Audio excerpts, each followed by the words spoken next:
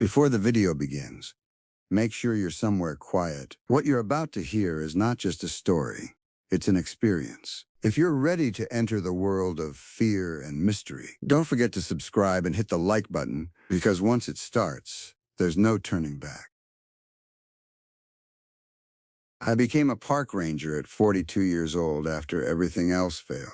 My marriage to Patricia ended in 2019, the divorce settlement gutted my savings, and I spent 3 years working dispatch for a Seattle fire department.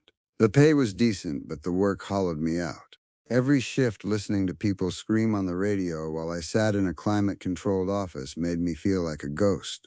I'd grown up camping in the Cascades with my father before he died, and somewhere in my 30s I'd stopped going outside altogether. When the ranger position opened in Olympic National Forest, I applied without telling anyone. I was hired 2 months later. The ranger station sits 12 miles northeast of Quinault, nestled against a ridge that drops toward the Clearwater River.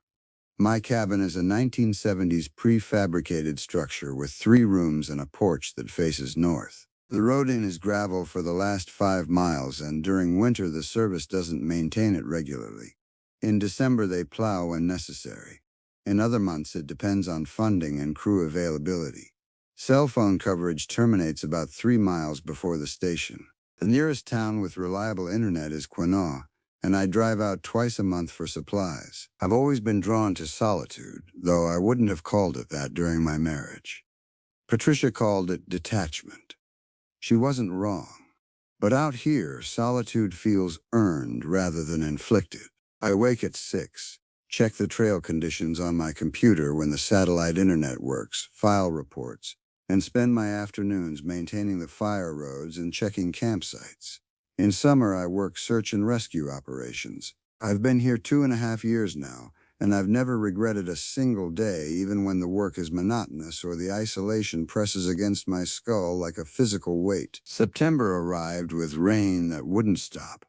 The kind of rain that falls sideways and turns the whole world into shades of gray. I was on my 3rd day of checking the northern campsites when I found the structure in the timber northwest of Bridge Creek. It wasn't on any official map. That was the first indication that something wasn't right with the area. The structure was a wooden framework, maybe 8 feet tall, constructed from fresh-cut timber. No nails, no visible fasteners. The wood had been lashed together with what looked like paracord and fishing line. It served no obvious purpose. It wasn't a shelter, wasn't marked with any ranger activity symbol, and the location was too remote for casual hikers. The base showed sap still weeping from the cut ends, which meant it had been built within the last few weeks. I photographed it with my official camera and made notes in my incident log. I radioed dispatch but got no response. Radio propagation in that area is spotty. When I returned to the station that evening, I spent an hour searching the digital records. Nothing. No permits for structures, no mention of research projects in that grid section. The incident log going back 5 years showed minimal activity in that region, mostly weather damage reports and overgrown trail concerns. I didn't think much about it for 3 days. Then on the afternoon of September 19th, a call came through from the ranger station in Hoodsport. 2 hikers had been reported overdue in the Skokomish Valley area, about 4 miles east of my jurisdiction. They'd left a detailed itinerary with a hotel manager in Shelton. The last check-in was supposed to be at a trailhead parking area at 6 p.m. They hadn't shown up. Search operations would begin at first light. I was assigned to cover the northern approach, working the higher elevations that connected to the Skokomish drainage. I packed my field pack with emergency supplies, extra water, first aid kits, signal flares, and my personal locator beacon. I left at 5 a.m. with a thermal shirt under my ranger jacket, good boots, and a headlamp. The area was misty when I started, the kind of mist that obscures everything beyond 50 feet and makes the forest feel like it's breathing around you. The 2 missing hikers were a couple from Portland, experienced backpackers according to their itinerary. This shouldn't have happened. People like that don't vanish. They take wrong turns or move slower than expected. They get tired and camp in the wrong spot. They don't vanish. I was moving through the second ravine system when I found the first piece of gear. A water bottle, blue, wedged between two rocks in a small creek. It was half full and looked relatively fresh. The bottle bore no identifying marks, but the style matched the hiking brands sold in REI. I logged the location with my GPS unit and continued. Within the next 2 hours, I found a camera strap, a torn piece of nylon tent fabric, and a left hiking boot, new and expensive and still laced. My heart had started moving in a different pattern. This wasn't a routine search. Something had happened to these people, something serious enough to scatter their gear across a 5-acre area. I radioed dispatch with the GPS coordinates. This time I got through. The supervisor on duty said they were expanding the search grid and asked me to maintain visual contact with the area while they coordinated with the Skokomish unit coming from the south. The mist never lifted. I spent 6 hours in that area, marking gear, photographing its locations, noting the terrain and elevation. Neither hiker turned up. No body, no written notes, no other personal effects beyond the scattered equipment. Just the blank silence of the forest and the weight of the mist pressing down on everything. By late afternoon, the Skokomish team had found them. Both hikers were discovered near the actual trail they'd been attempting to hike, almost 3 miles from where I'd found the gear. They were alive, but severely hypothermic and disoriented. The woman had a significant laceration on her thigh, and the man had sustained what appeared to be a fracture in his left arm. Both were incoherent. They were airlifted out by helicopter, and the search operation was officially concluded. Later that evening, back at my station, I filled out the official reports while rain hammered the roof. The preliminary story was that they'd left the marked trail, got turned around in the mist, and wandered off course. One of them fell badly, possibly down an embankment. They'd tried to return to the trail system but had gone in the wrong direction. It was a simple narrative. It made sense. Bad weather, poor decisions, terrain they didn't understand. But the scattered gear bothered me. The way it was distributed didn't match the story. The boot was 3 miles in the opposite direction from where they'd been found. The tent fabric was even farther off. I considered the possibility that they'd been mobile during their confusion, that they'd dropped things while hiking, that they'd covered more ground than the initial search concluded. That made sense too. Hypothermic people act irrationally. They shed clothing. They move in circles and get confused about distance and direction. I put the reports aside and tried to sleep. Outside the cabin, the rain continued its relentless percussion. I found myself thinking about the wooden structure in Bridge Creek, the one that served no purpose and had no authorization. I thought about the scattered equipment and the wide dispersal pattern that didn't match accidental trail loss. I thought about how this forest was much larger than I'd understood during my 2.5 years here, how much of it I hadn't explored, how many miles of unmapped terrain existed beyond my routine patrol routes. Sleep was difficult that night. When it came, it brought dreams of wooden frameworks rising from the mist, and voices calling from places I couldn't reach. The official incident was closed by the regional coordinator within 4 days. Both hikers recovered fully. The woman received 16 stitches for her thigh wound, and the man's arm was fractured in 2 places, but both were expected to make a complete recovery. They declined to give detailed statements about their experience, which struck me as unusual but wasn't unheard of. People often didn't want to relive traumatic events. The male hiker's statement was recorded as brief and confused. He said they'd gotten turned around during the mist and fallen. The female hiker didn't give a statement at all. Her doctor said she needed rest. But something had changed in my perception of this place. I couldn't shake the feeling that the scattered gear and the wounded hikers and the mysterious wooden structure were connected in ways that no one was investigating. I began planning different routes during my patrols. I started spending more time in the Bridge Creek region, looking for patterns or additional structures. I was being thorough, I told myself. A good ranger stays alert to his territory. On September 26th, I found the camp. It was a half-mile from the wooden framework, nestled in a grove of Douglas fir where the understory was thick enough to conceal it from casual observation. There were three structures: a canvas shelter that had been modified with plastic sheeting, a wooden storage platform, and what appeared to be a permanent fire ring that had been used repeatedly. The fire ring had been dug into the earth and surrounded with rocks in a pattern that suggested years of use, not weeks. The supplies cached on the platform were extensive. There was canned food, mostly beans and vegetables, a propane stove with several canisters, basic medical supplies including a trauma kit and bandages, water containers, and a significant amount of ammunition. 9mm handgun rounds, rifle ammunition in multiple calibers, and shotgun shells. There was also a tripod with the mounting hardware for a spotting scope or rifle scope, though the actual scope was absent. I photographed everything with my personal camera before radioing dispatch. I reported the findings without elaboration and waited for direction. The response was slower this time. After 20 minutes, my supervisor called me back directly. He asked me to remain at a safe distance and mark the location. A response team would be coordinated with local law enforcement. Don't investigate further, don't approach the camp, don't engage with anyone I might encounter. Those instructions should have been reassuring. Instead, they made my skin feel too tight. The arsenal component, combined with the remote location and the apparent permanence of the camp, suggested illegal activity, poaching, potentially. The firearms could indicate a black market hunting operation targeting elk or other protected species. Or worse, the proximity to the area where the hikers had been found felt deliberate in a way I couldn't articulate. I marked the camp with GPS coordinates and left the area, hiking out via a different route.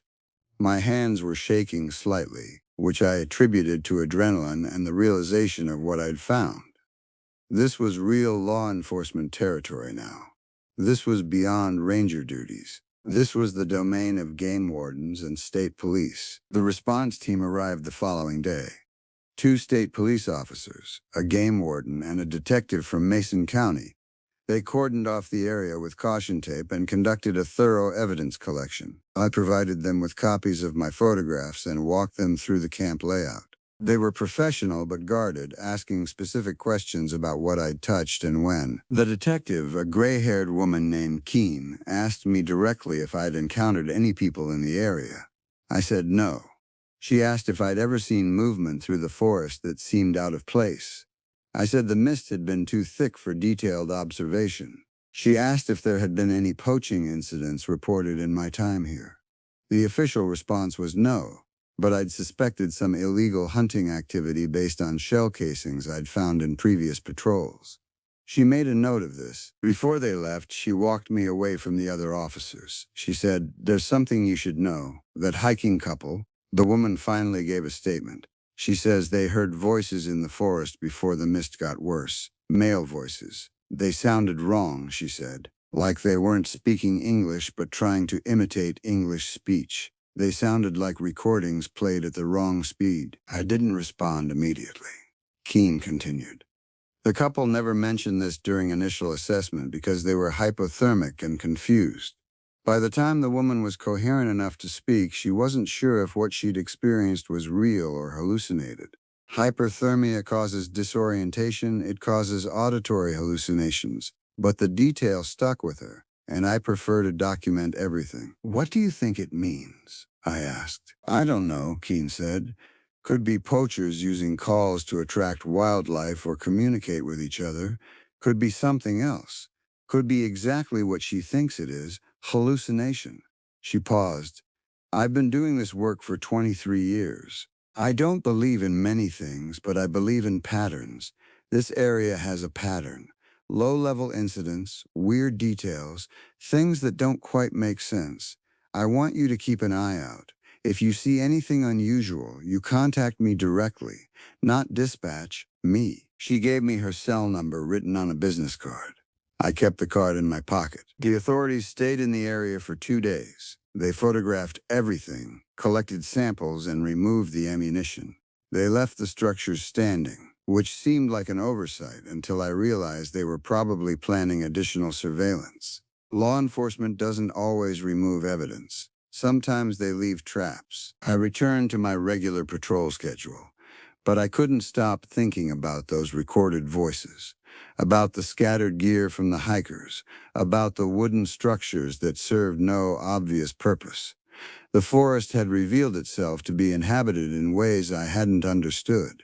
There were people living outside the system, operating covertly, and they had access to the same trails and clearings that tourists and backpackers used. During the next week, I expanded my search radius. I spent my afternoons hiking sections of the forest I'd previously ignored, looking for additional camps or structures. I found them, not immediately, but within 3 more days of systematic searching, I located 2 additional sites. One was smaller, just a basic canvas tarp suspended between trees with canned food cached beneath. The other was more developed, with what appeared to be a semi-permanent shelter made from fallen logs and more sophisticated waterproofing. Both sites were empty of people. Both showed signs of recent occupation, but no indication of imminent return. There were footprints at one site, large boot prints that suggested at least 2 people. But the trails I tried to follow dissolved into the dense understory. This landscape could swallow tracks, it could hide people indefinitely. I documented everything and sent detailed reports with photographs to Detective Keene. She called me back within hours. She said the information would be helpful and asked me not to continue investigating on my own. Leave that to law enforcement. My role was to observe and report, not to pursue. I agreed, but I didn't entirely comply. I continued my regular patrols and remained watchful, but I kept my activities within the bounds of normal ranger duties.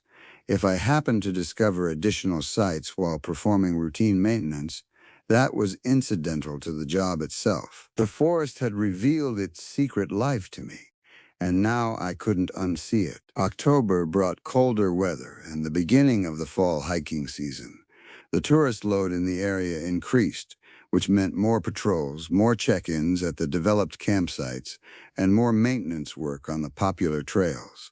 It also meant less time for my searching in the remote regions. I told myself this was for the best.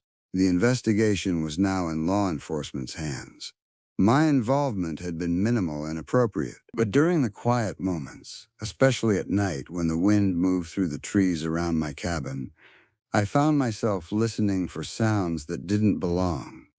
Voices that weren't wind, movement that wasn't animal. I couldn't shake the feeling that being visible had consequences, that finding those camps had identified me as someone who was paying too much attention. On October 8th, another call came through from dispatch.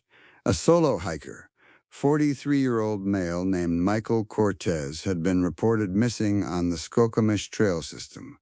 He'd left his vehicle at the parking area 4 days prior. He was due back on October 6th. The vehicle had been parked there untouched. His family reported him missing on the 7th after he didn't answer his phone. Search operations were being coordinated immediately. This was the third missing person incident in this area within 6 weeks.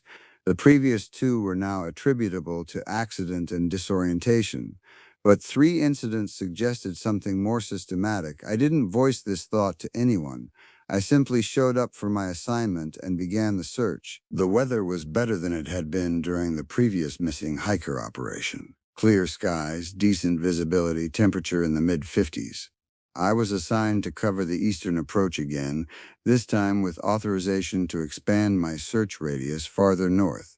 I packed heavier than before, including a camping sleep system and extra food. This was going to be a multi-day operation. The first 2 days yielded nothing. No gear, no marks, no indication that Cortez had passed through the area I was assigned. I stayed out overnight in an emergency bivouac, sleeping in my sleeping bag under a partial lean-to shelter I constructed from branches and a tarp. The night was quiet except for the normal forest sounds, no voices, no recorded speech played backward, no sense of observation. On the 3rd day, I decided to expand my search into the region where I'd previously found the camps. It wasn't in my assigned search zone, but my zone had produced nothing and I had supervisor authorization for expanded parameters. I rationalized that Cortez might have wandered into that area, or I was simply following my instinct toward the places where strange things had already occurred. I found him at approximately 2 p.m. positioned in a shallow ravine about a mile north of the primary surveillance camp. He was in an advanced state of hypothermia, shirtless despite the October cold, and semi-conscious. His skin had taken on that waxy appearance that severe hypothermia produces. His breathing was shallow. He had a laceration on his scalp and multiple defensive wounds on his hands and arms. His clothing was torn and scattered around the ravine as if he'd removed it piece by piece. His boots were missing. I called for immediate medical evacuation and secured him in an emergency blanket and sleeping bag while I waited for the helicopter response. His eyes opened once while I was examining him. His pupils were blown. He tried to speak but produced only wet sounds. His fingers gripped my jacket with surprising strength, and his eyes fixed on me with an intensity that was entirely lucid before sliding back into unconsciousness. "Don't let them," he said clearly. "Don't let them hear you." The evacuation took 40 minutes. The helicopter set down in a cleared area a quarter-mile from the ravine. Paramedics worked on Cortez with professional efficiency, establishing IV lines, applying warming protocols, and loading him into the aircraft. I provided brief information about his location and condition. They didn't ask many questions. Survival was the priority. I waited until the helicopter was gone before making my way back to the ravine. I was supposed to return to station and file reports, but something in Cortez's words, that warning about being heard, compelled me to stay. I needed to understand what had happened to him. The ravine showed clear signs of disturbance. There were multiple sets of footprints in the soft earth, at least 3 distinct patterns. They clustered around the spot where I'd found Cortez and then spread outward in different directions. I tried to follow one trail but lost it in the dense understory. I tried another. Same result. I was examining the third trail when I heard the sound. It was distant, carried on the wind from the north. It sounded like speech, a human voice calling something, but the words weren't clear. It might have been someone calling a name. It might have been language in a pattern that almost matched English, but didn't quite resolve into comprehensible sound. I stood very still, listening. The sound came again, closer this time. It was definitely speech. It was definitely intentional. And it was definitely coming from the direction of the camps I'd found. I made the decision that would define the rest of my service in this forest.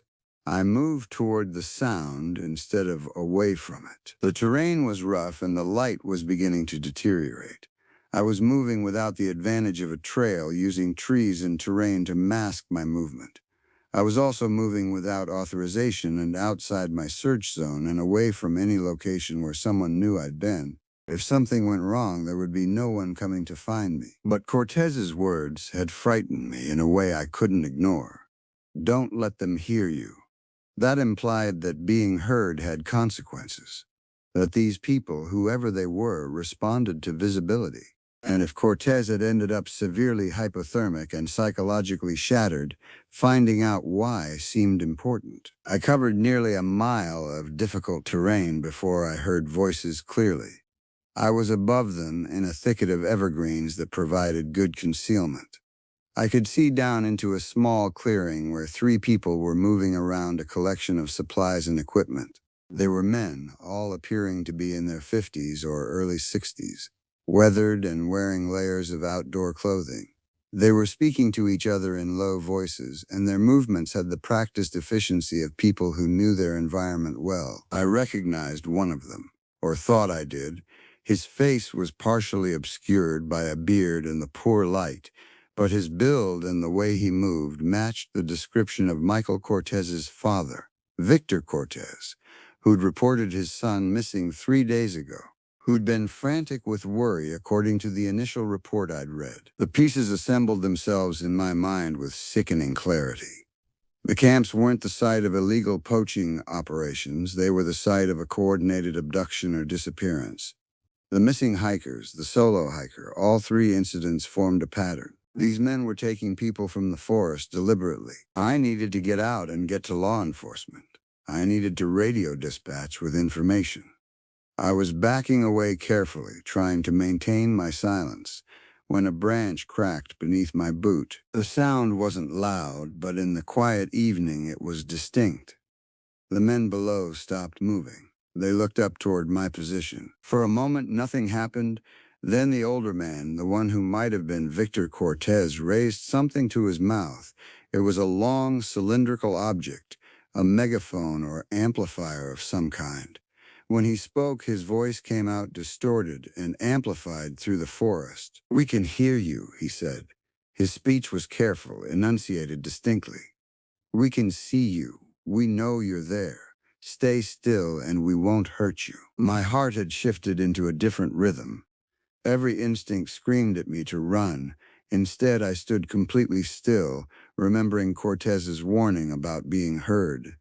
These men had equipment for detecting sound or sound amplification for broadcasting speech. They had organization and resources and a location in remote forest where they could operate without interference. The man spoke again.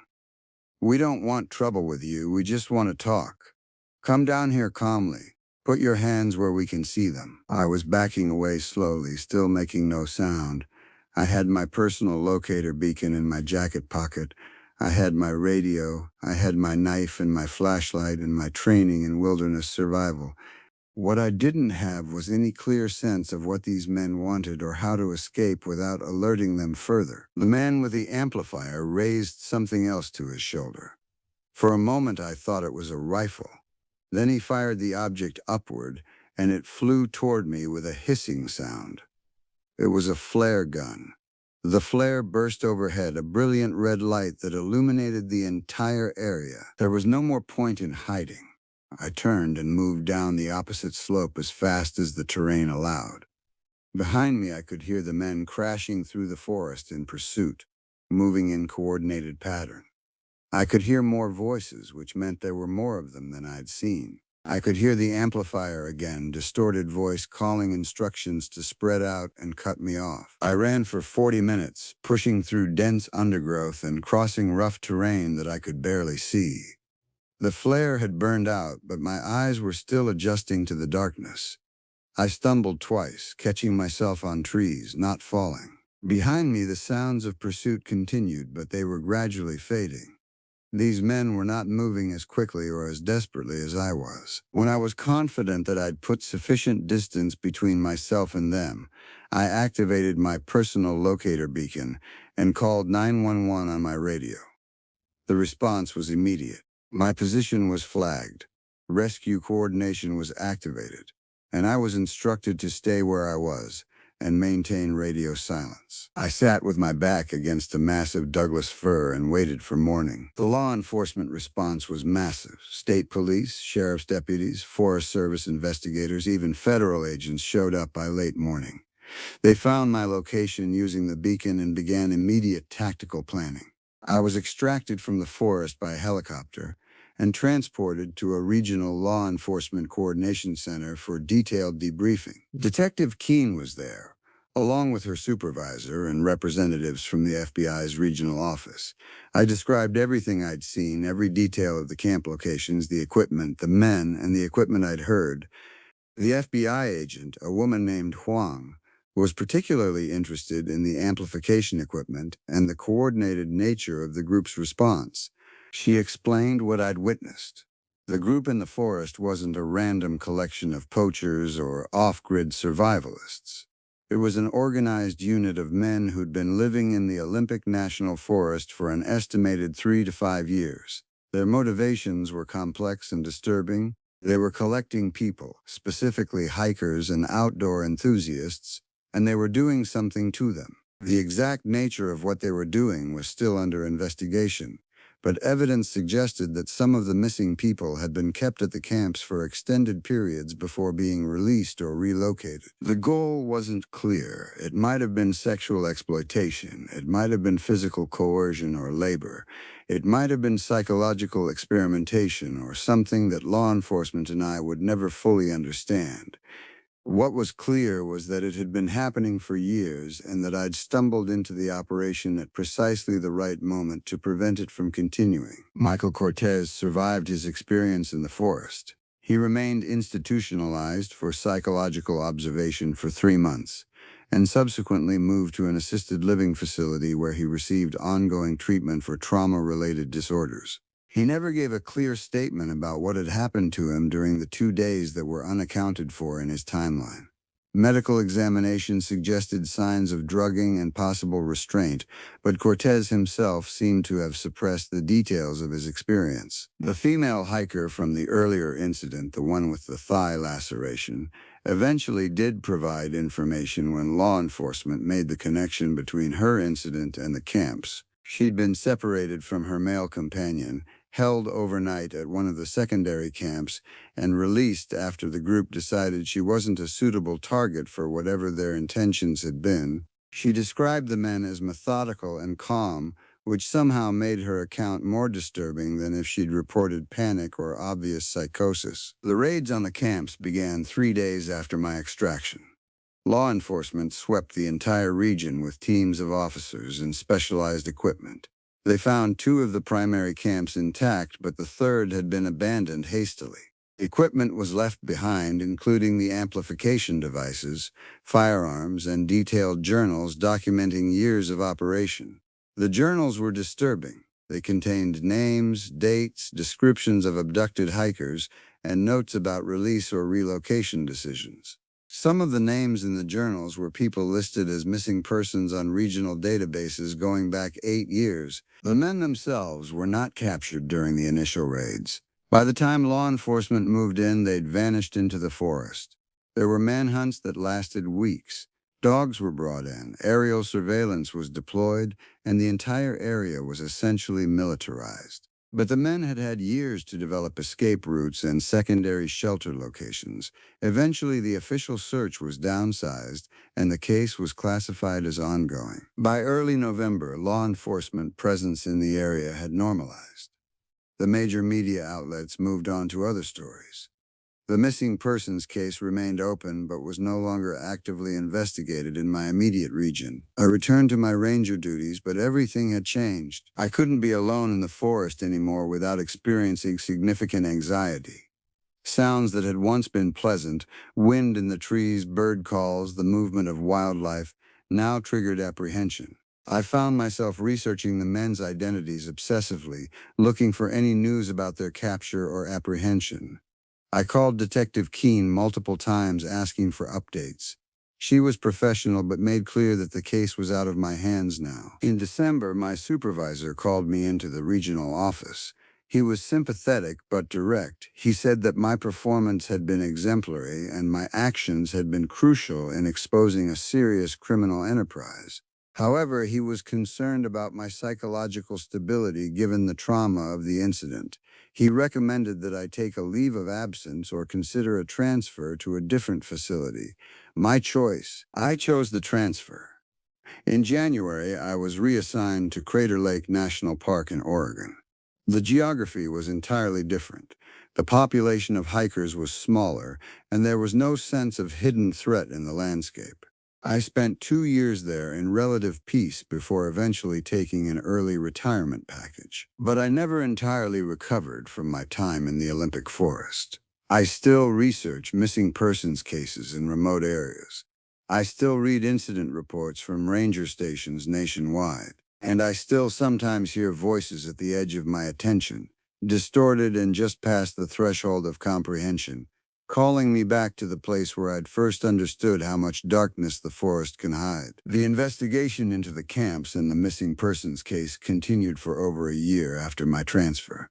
Law enforcement eventually apprehended 4 of the 6 men involved through a combination of surveillance and cooperation from an informant who'd been tangentially connected to the group. Victor Cortez was not among them. His connection to his missing son became the subject of significant investigation, but no direct evidence of his involvement ever emerged. The official conclusion was that he was a concerned father who'd reported his son missing in good faith. The physical resemblance to one of the photographed suspects at the camps was coincidental, but I never believed that.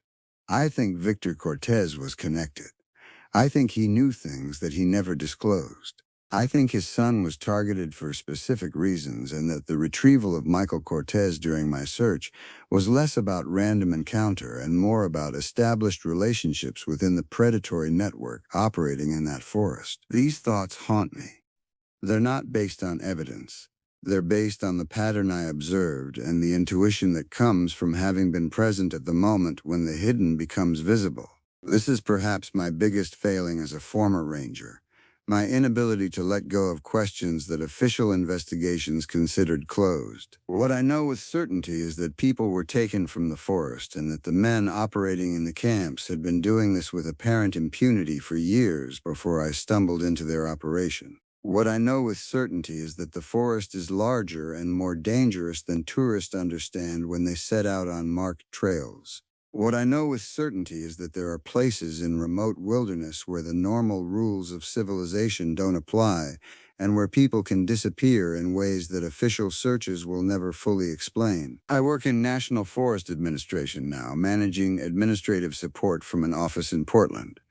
I haven't been a field ranger in 4 years. I don't miss the isolation, but I haven't entirely left it behind either. Sometimes I'll be in a meeting about resource allocation and I'll catch myself imagining the trails beyond our jurisdiction, the clearings where structures could exist unobserved, the ravines where someone could disappear. The official case file states that 6 men were apprehended, that 5 remain at large, and that the investigation is ongoing despite the lack of significant progress since the major arrests in 2024. The missing persons associated with the camp's number 14 confirmed, with another 7 listed as possible but unconfirmed connections. What they don't record in official reports is the way that forests changed after the camps were discovered. How the casual enjoyment of hiking trails became complicated by the knowledge that predation had been happening there. How the natural sounds of the forest took on potential menace. How the beauty and isolation that had drawn me to ranger work became entangled with the darkness that isolation can conceal. I'm writing this now because someone needs to understand that wilderness is not always a place of refuge.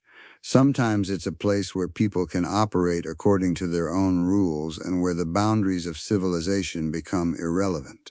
Sometimes the greatest threats don't announce themselves as monsters or supernatural entities. Sometimes they move through the forest with the same competence and preparation that any experienced outdoors person might possess. Sometimes they call to each other with amplified voices, and they keep journals of their activities, and they drive vehicles and pay for supplies. Sometimes they're indistinguishable from any other group of men who've chosen to live on the margins of society. This is the horror that stays with me. Not the supernatural or the confirmed malicious, but the real and present danger that exists when someone decides that isolation and remoteness are an opportunity rather than a limitation. The people I encountered in the Olympic National Forest weren't monsters. They were men. That fact is more frightening than any folklore creature could ever be. I've never returned to Olympic National Forest. I have no plans to do so, but I maintain a list of missing persons from that region, and I check it periodically to see if any names have been added or marked as recovered. Most remain unresolved. Some of them I knew. Their names were in incident reports, their photographs on missing persons posters that faded gradually from ranger station bulletin boards as months became years. They're why I wrote this account. Because their stories deserve to exist somewhere beyond police files and forgotten case designations. Because someone should remember what happened in that forest and understand that dangers in wilderness aren't always dramatic or supernatural. Sometimes they're just people doing terrible things in places where no one's watching closely enough. And sometimes all it takes for those terrible things to be exposed is one ranger paying attention when everyone else has moved on.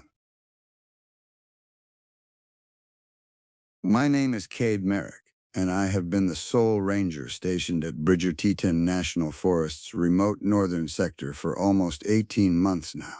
People ask me why I took this job, why I left my position with the Denver Parks Department, and moved to a place where the nearest town is 40 miles away and cell service is something you find only if you hike to the ridgeline at dawn. The answer is simple but not easy to explain.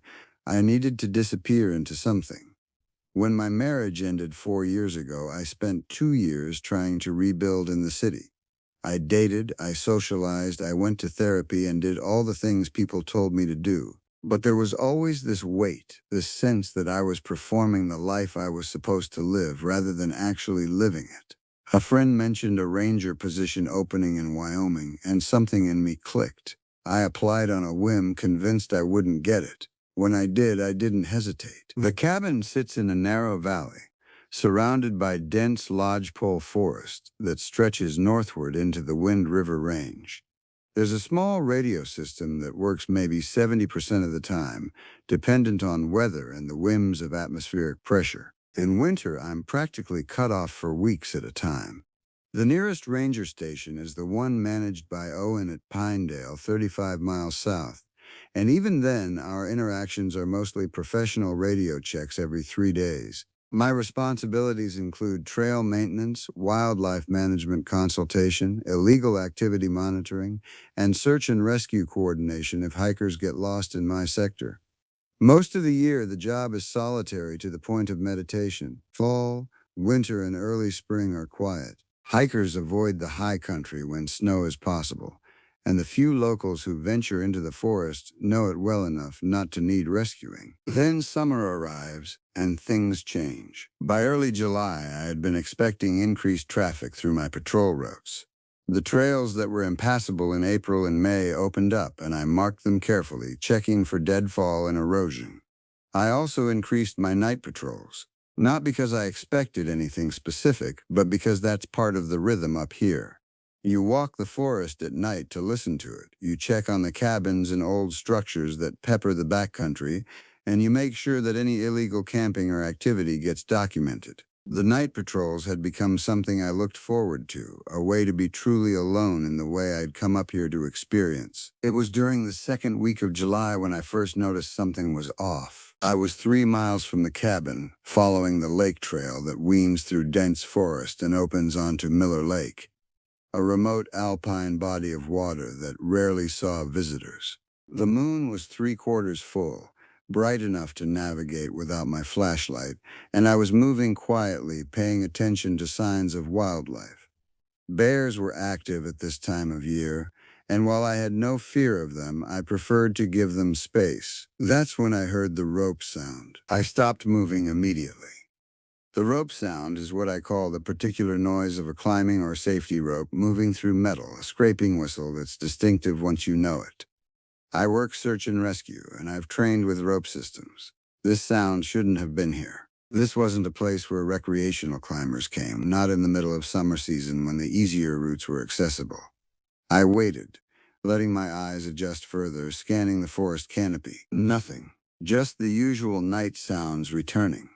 An owl calling from somewhere up the ridge, wind in the pines, the distant splash of something in Miller Lake, probably a beaver. I marked the location on my GPS and continued my patrol, telling myself it had been the wind doing something unexpected to a tree limb, or perhaps an old piece of equipment left behind from a trail maintenance project. But I logged it anyway. I always log things. The logbook is how you prove you were thorough, how you show that your attention to this place is constant and reliable. The second incident came 2 nights later, and this time I was alone at the cabin, doing the evening routine of checking the generator and the weather station. There's a small meadow behind the cabin where the forest opens up, and I walked out to it as I usually do before bed, just to step away from the electric hum of the equipment. The meadow was bright with moonlight, and I could see clear to the tree line. As I stood there, breathing in the night air and preparing to head inside, I heard a voice call my name. It was unmistakably my name, Cade. Just that. Spoken by someone I didn't see, from a direction I couldn't immediately place. My hand went to the radio at my belt, an automatic response. I swept my flashlight across the tree line, but the beam only caught branches and shadow. I called out, asking who was there, trying to sound calm and authoritative. Rangers carry authority even when we're afraid, and I was afraid. The voice calling my name in the darkness of a meadow miles from anyone who knew I existed was genuinely frightening. No response came. I waited a full 5 minutes, asking repeatedly if someone needed help, if they were lost. The forest stayed quiet. I eventually went inside, locked the cabin door even though I never had before, and radioed Owen to check if anyone had checked in to hike in my sector that day. He confirmed that 3 groups had, but they were all accounted for at the Pinedale station where they'd reported their finished routes. One group of 2 hikers was still in the forest, expected back the next evening, and Owen said he could call ahead to the northern trailhead to verify they'd signed out. I asked him to do it. The next morning, Owen confirmed that the group had indeed signed out. No missing hikers, no emergency calls, which meant either I'd heard wind channeled in a way that sounded like my name, or someone was in the forest without proper permits. Probably someone hunting illegally or camping where they shouldn't be. It happened more often than you'd think, especially in remote sectors where the chance of getting caught was low. I made a note of it and resolved to increase my patrols, to map out exactly what was moving through my area. That was when the summer really began. The radio crackle woke me at 4 in the morning, Owen's voice tight with tension, asking if I could respond. I was already awake somehow, as if my body had known before the radio did. I picked up the handset and confirmed my location, asking what was going on. A group of 4 hikers hadn't returned from the Marston Lake Trail on time. They were supposed to be out for 6 days, and they were 2 days overdue. The group that reported them missing had been waiting at the trailhead, and when they didn't appear, they'd used a satellite communicator to contact the ranger station at Pinedale. Owen was coordinating with the Jackson Ranger District, and he was asking if I could head to the Marston trailhead immediately to assess the situation and begin initial search procedures. I was in my truck within 20 minutes, driving the rough logging road that connected my cabin to the main roads. The Marston trailhead was in my jurisdiction, about 15 miles from the cabin as the crow flies, but 30 miles by road. The sun was just breaking over the mountains when I arrived to find 2 vehicles parked at the trailhead and 3 people waiting. They were frantic, worried. The missing group was experienced, they said. This wasn't like them. The lead hiker was a man in his 60s named Gerald, and the other 3 included his wife, a young couple in their 20s. I spent the first hour doing what rangers do at the start of a search and rescue operation. I took detailed descriptions of what everyone was wearing, what gear they had, their hiking experience, medical conditions, and exact route plans. I checked the trail registry and confirmed they'd signed in at 7 in the morning 5 days prior. I examined the trailhead for any signs of emergency, any abandoned gear or notes. There was nothing unusual. I radioed Owen to explain the situation and to tell him I was starting an immediate search of the trail. The Marston Lake Trail climbs steadily for 7 miles into alpine terrain. It's a popular route, but not overly difficult. Given that the missing group was experienced and had been missing for 2 days already, the possibilities ranged from a simple injury and emergency shelter situation to something more serious. I moved quickly but carefully, looking for any signs of distress. Broken branches, abandoned gear, someone yelling for help from an off-trail location. The forest stayed quiet around me except for my own breathing and footsteps. At mile 4, I found something that made me stop. A boot print, fresh enough that the edges weren't degraded, pressed into the soft soil beside a stream. The print was too large to be one of the female hikers, and it wasn't moving in the direction of Marston Lake. It was heading east, away from the established trail. I took GPS coordinates and photos, then continued along the main trail to the lake. The shelter there, a basic 3-sided structure, was empty. I radioed this information to Owen, who said he was coordinating with Teton SAR and that they'd have a team of 6 people at the Pinedale station by evening. He told me to establish a base camp at Marston Lake and to mark the off-trail boot print location clearly. If the hikers were injured and had left the trail trying to find help, that print might be the crucial information that led us to them. I spent the rest of that day establishing a command position, radioing in regular updates, and beginning the initial grid search of the immediate surrounding terrain.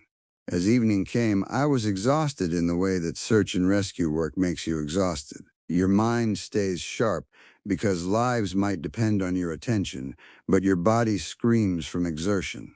I slept that night in my sleeping bag at the shelter, my hand on my radio, my mind too active for deep sleep. The team arrived the next morning, 4 men and 2 women, all trained in wilderness rescue and search techniques.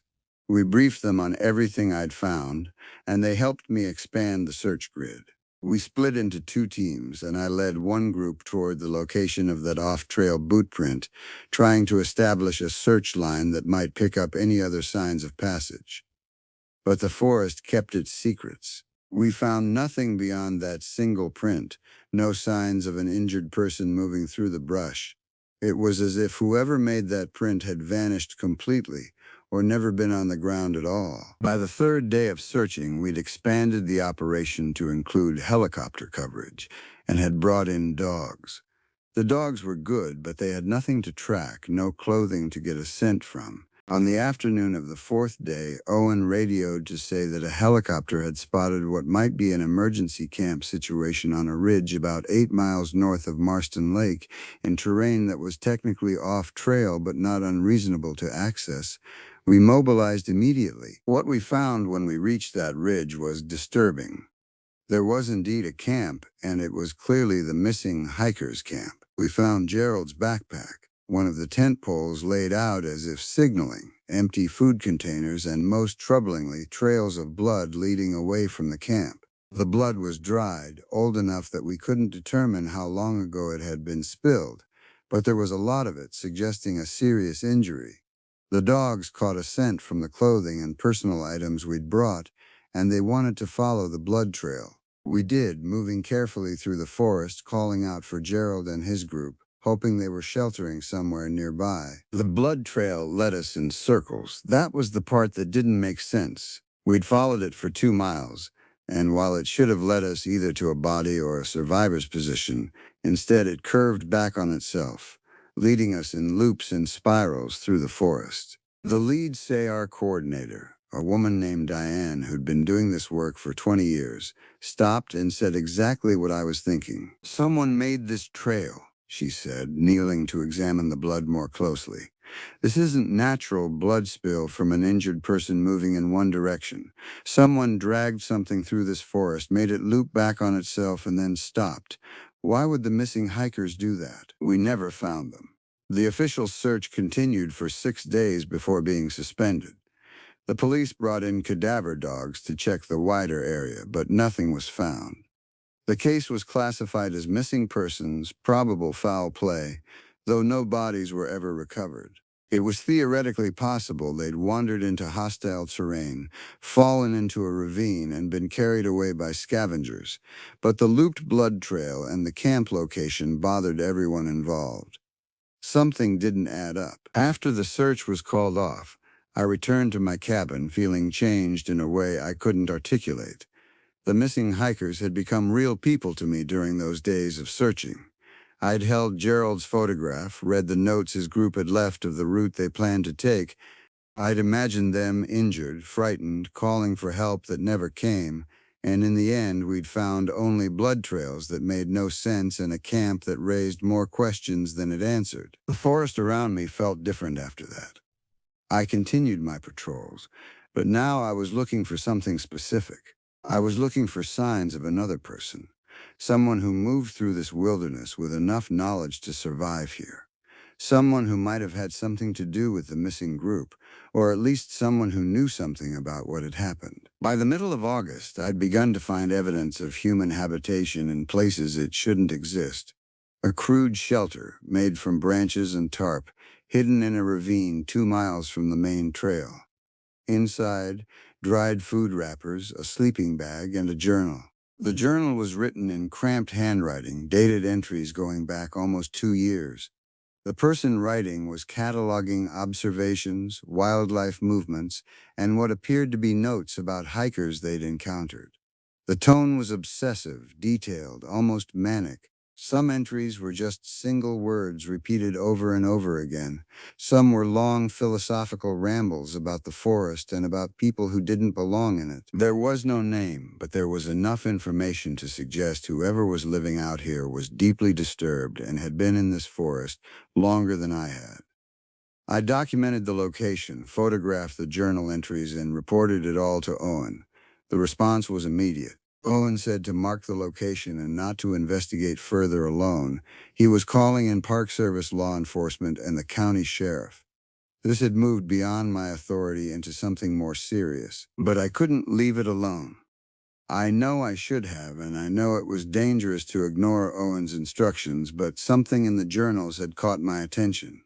There were detailed descriptions of a group of 4 hikers, their clothing, their route, their apparent level of experience. The observations were clinical but also contemptuous, as if the person writing looked down on the hikers for their incompetence in this environment. One entry, dated exactly 5 days before Gerald's group was reported missing, simply said, "The old man doesn't deserve to see his lake." I spent that night at the cabin with the journal entries spread out in front of me, trying to determine if I was reading the ravings of someone potentially involved in the missing hiker's disappearance, or if it was coincidence and paranoia on my part. The writing wasn't overtly threatening beyond that one line, but it was the obsession that frightened me. Whoever had written this lived for this forest and resented anyone else being in it. The next day, I decided to do something I shouldn't have done.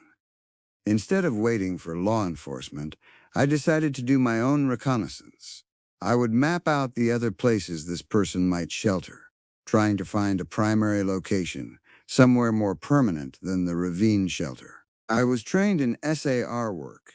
I could do this safely and report back before anyone was in danger. That reasoning made perfect sense at the time, and looking back now, I realize how clearly it demonstrates how the isolation and stress of this job can erode your judgment.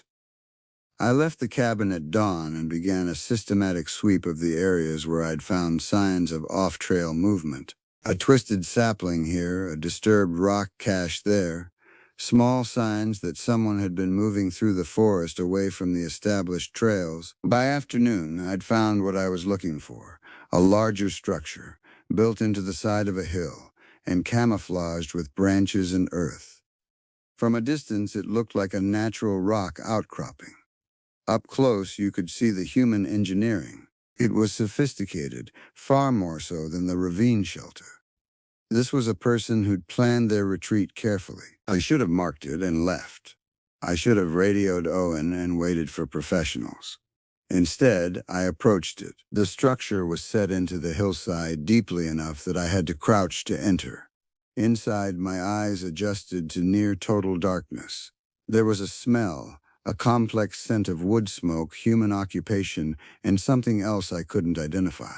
My eyes adjusted enough to see a sleeping area, gear organized on makeshift shelves, containers of food, and against one wall, a series of photographs pinned to the wood. They were photos of hikers, dozens of them. Photos taken from a distance showing people on trails, at rest stops, at trailheads. And among those photos were pictures of Gerald and his group. I heard the sound of rope scraping metal before I saw anything. It was the same sound from the night someone called my name across the meadow. A sliding, scraping noise, and then footsteps behind me in the shelter. I spun around, my hand going to the bear spray at my belt, and found myself facing a man who was nothing like what I'd imagined. He was perhaps 50, gaunt in a way that suggested either deliberate asceticism or genuine deprivation. His clothes were layered, all of them worn and stained. But what struck me most was his eyes. They were focused on me with an intensity that transcended normal human interaction. There was recognition in that gaze, as if he'd been waiting for me to find him, as if this moment had been inevitable. "I wondered when you'd figure it out," he said, his voice hoarse but not menacing. "You're smarter than most of them, the rangers they send through here. You actually look at the forest instead of just walking through it." "Where are the hikers?" I said, keeping my voice steady, my hand still on the bear spray. The group that went missing. He smiled, and it wasn't a pleasant expression. Dead, he said simply. Or as good as dead. They're in the forest, scattered across places it will take years to find them, assuming anyone ever finds them. My stomach lurched, but I kept myself from reacting. Why? Because they didn't belong here, he said. This forest isn't theirs. It belongs to people who respect it, who live in it, who understand what it means. They were just consuming it, taking pictures for their Instagram or whatever, treating it like a playground. They looked at me like I was vermin, the old man especially. I was trying to show him the real trail, the one that leads somewhere meaningful, and he treated me like a threat. You killed them, I said. I showed them the forest, he corrected. What happened after that, that was the forest's choice. I just arranged the circumstances. I was calculating my options. The entrance to the shelter was behind me, and he was between me and the deeper interior. My radio was on my belt, but any attempt to use it would certainly escalate the situation. This man was unstable, clearly disconnected from normal societal rules and boundaries. He'd already admitted to the deaths of 4 people. I was alone in a remote location with no backup. "What's your name?" I asked, trying to establish some kind of rapport, some acknowledgement of his personhood that might make him think of me as less of a target. "Doesn't matter," he said. "Names are just what civilization uses to organize people. Out here, I'm just the forest's voice." "The forest doesn't speak," I said, and I surprised myself with the steadiness in my words. "You're the one speaking. You called my name across the meadow. You made those blood trails. That was you." Something flickered in his expression, and I realized I'd touched something. "I was testing you," he said, "seeing if you were different from the others, if you actually understood something.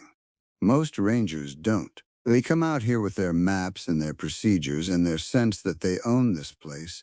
But you walk at night, you listen. I thought maybe you'd understand." "Understand what?" I asked, buying time, trying to keep him talking. "In say our situations, communication is always your best survival tool. Keep them talking, keep them thinking of you as a person rather than a problem. That you don't belong here either," he said. And he moved slightly closer. "You came running up here to escape your broken life, thinking this place would fix you. But this place doesn't fix anything. It just shows you what you are when all your defenses are stripped away. You're alone. You're the only real thing for 100 miles. And eventually that isolation breaks something inside you." His words were uncomfortably close to a truth I'd been avoiding. He was right, in a way.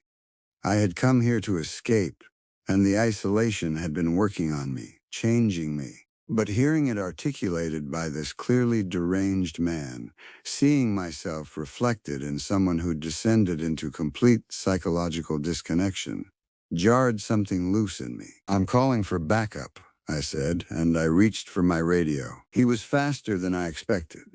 His hand caught my wrist, and he had surprising strength for his slight frame. We struggled in the confined space of the shelter, and my years of training in crisis management and physical control kicked in automatically. I used his momentum against him, turned into his grip, and drove my shoulder into his midsection, throwing him backward against the shelter wall. He hit hard, and the breath knocked out of him momentarily. I lunged for the entrance, drawing my bear spray as I did, and stumbled out into the daylight. Behind me, he was already recovering, moving toward the entrance. I ran, abandoning my carefully planned, systematic approach, and just moving deeper into the forest, away from the shelter, trying to get distance and get to an area where I might have radio contact with Owen. I could hear him behind me, crashing through the brush without any attempt at stealth. He was yelling something, words I couldn't make out, his voice raw and distorted.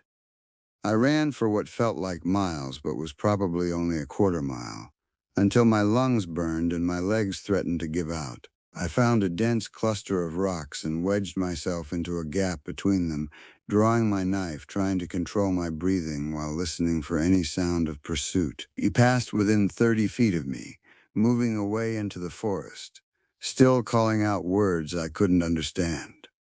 I waited, every muscle tensed, my knife held ready, my radio in my other hand. When I was reasonably certain he was gone, I raised the radio. My call reached Owen, and the words tumbled out in a desperate rush. A subject at my location, potentially armed and violent, responsible for the missing hikers. I needed immediate assistance. Owen's response was immediate and professional, and within minutes I had a county sheriff's deputy being airlifted toward my position, and Owen was coordinating with search and rescue to establish a perimeter. I stayed hidden for 2 hours, waiting for backup. My knife still in my hand, my bear spray ready. The forest around me stayed quiet. No more sounds of pursuit, no more shouting, just the normal sounds of the wilderness doing what it always does, uncaring about the human drama playing out in its midst. When the deputy arrived, it took him 20 minutes to locate me. I emerged from the rocks and he secured the shelter location while calling for additional support. The search that followed was thorough. They found the photographs, the journals, the carefully documented records of hikers this man had observed and presumably targeted, but they never found him. The search continued for a week. His name was Marcus Webb, a man who disappeared 3 years prior from his job in Boulder, Colorado, heading into the wilderness and never coming back to civilization. He was presumed to be unstable, likely schizophrenic, living as a hermit in the forest. The authorities believed he was probably still in the wilderness, and there were official warnings posted at all the trailheads about a dangerous individual in the area. But I knew he was gone. Not dead, not necessarily, but gone from this place. People like Marcus have an instinct for when it's time to move on, when their location has been compromised. He would have taken what he could carry and moved deeper into the wilderness, further north into the truly remote areas where no rangers patrolled and no hikers ventured. Possibly he was already in a neighboring forest. Possibly he had always planned to eventually leave, to move on when something felt wrong. The forest was big enough to hide people for years, decades even. The missing hikers were never found. The authorities assumed they were scattered across ravines and wilderness areas, eventually to become part of the landscape. Their families never received closure, never had bodies to bury. The case remained open, though the active search was eventually suspended. Over time, it faded from the news, and hikers returned to the trails, armed with caution and hiking in larger groups. I stayed in my position as ranger, though something fundamental had changed in how I understood my role.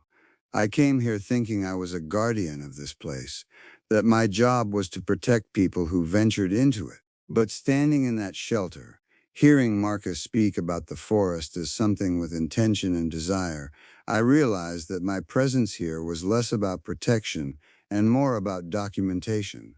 I chronicle what the wilderness does. I record the people it takes. I process the cases and the tragedies, and then I return to my cabin and continue my patrols, waiting for the next incident, the next lost person, the next reminder that human civilization and human safety are very thin things out here. The rope sounds continued for a while after Marcus disappeared. I would hear them at night, especially on my patrols, and I would log the times and locations, trying to determine if he was truly gone or if he was watching me, paralleling my routes, testing me the way he said he had been. Eventually, the sounds stopped. Perhaps he really did move on. Perhaps he decided that I wasn't worth his attention. Or perhaps the sounds were always just the forest doing what it does, creating meaning out of wind and branches and the desperate human need to believe that wilderness is always trying to tell us something. I still walk those night patrols. I still listen to the forest and record what I find. But now I understand that I'm not really looking for truth. I'm looking for the stories that justify why I'm here. Why I chose to be alone in a place where things move without pattern or mercy. The missing hikers, Marcus Webb, the looped blood trails that never led anywhere. They're all just part of the forest's endless conversation with itself. And I'm here, suspended between the wilderness and civilization, recording it all, waiting for the day when the forest decides I no longer have anything useful to contribute. That day hasn't come yet, but I know it will. That's what this place teaches you eventually. That everything is temporary. and the forest is patient enough to wait for your inevitability.